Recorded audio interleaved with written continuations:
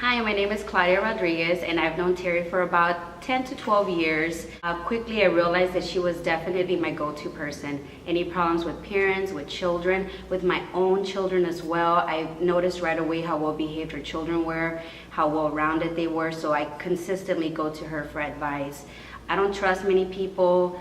I see that nowadays it's very challenging to be parents. I work with young children, and I see young children hitting their parents, screaming at them, being very demanding, and it almost seems like they don't know what to do. They're embarrassed, they're afraid to react the wrong way, they feel guilty because they're at preschool all day long. So I think they try to compensate by either ignoring the problem or not addressing it because they are feeling so guilty.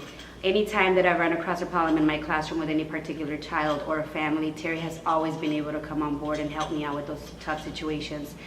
She does it in a very gentle way, in a way that you are not making these children feel like you're being abusive towards them or in a negative light. It's more of a positive approach. One of the things that Terry hates to say is no.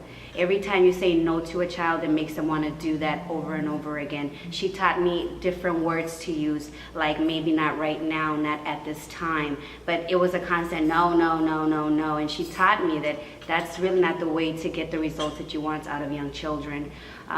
She taught me about different ways of just giving consequences or also rewarding them. You know, we had little reward charts where they had stickers, things like that. And we passed that on to other families as well. I also know that she's gone to several families' homes and she's helped them out with tough behaviors.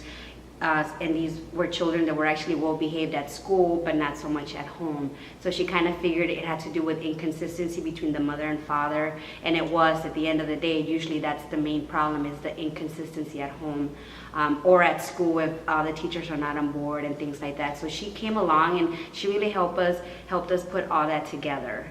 I recommend her to anyone. If you're having any sorts of problems from infancy to teenage, I'm still coming to her. I have an 8-year-old daughter, I have a 14-year-old son. I mean, down to the smallest thing, like my son wanted to have a girlfriend. I came to her and I asked her what her opinion was on that. Should 14-year-olds, should they even be dating at this age? And you know, and she gave me great advice and I went with it, and it actually happened exactly the way she said it would. So, oh, I love her, I trust her, I highly recommend her to anyone.